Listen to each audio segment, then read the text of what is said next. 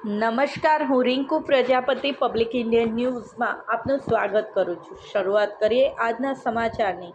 વિદ્યાનગરના મતગણતરી કેન્દ્રોમાં EVM strong રૂમમાં ખસેડાયા। લોકશાહીના ઉત્સવ સમાન લોકસભાની ચૂંટણીમાં આણંદ સંસદીય બેઠક માટે ગતરોજ યોજાયેલ મતદાન પ્રક્રિયામાં 65.4% મતદાન થયું હતું।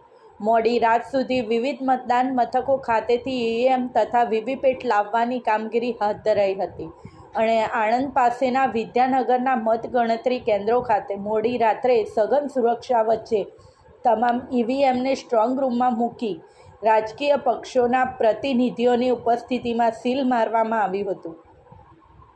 16 આણંદ લોકસભાની બેઠક માટે ગતરોજ સવારના 7થી સાંજના 6 કલાક દરમિયાન મતદાન પ્રક્રિયા હાથ ધરવામાં આવી હતી।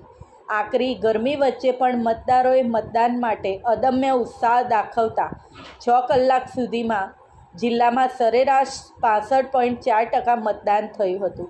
મતદાન પ્રક્રિયા પૂર્ણ થયા બાદ જિલ્લાના વિવિધ 1773 મતદાન મથકો ખાતે ચૂંટણી અધિકારીઓની ઉપસ્થિતિમાં ઈવીએમ તથા વીવીપેટ મશીનને મુખ્ય કચેરી ખાતે લાવવામાં આવ્યા હતા, જ્યાંથી મોડી રાત્રે સઘન સુરક્ષા વચ્ચે આણંદ પાસેના વલ્લભ વિદ્યાનગરની નલિની અરવિંદેન ટીવી પટેલ આર્ટ્સ કોલેજ ખાતેના સ્ટ્રોંગ રૂમ ખાતે મૂકી સ્ટ્રોંગ રૂમને સીલ કરી ચુસ્ત પોલીસ બંદોબસ્ત તૈનાત કરી દેવાયો હતો।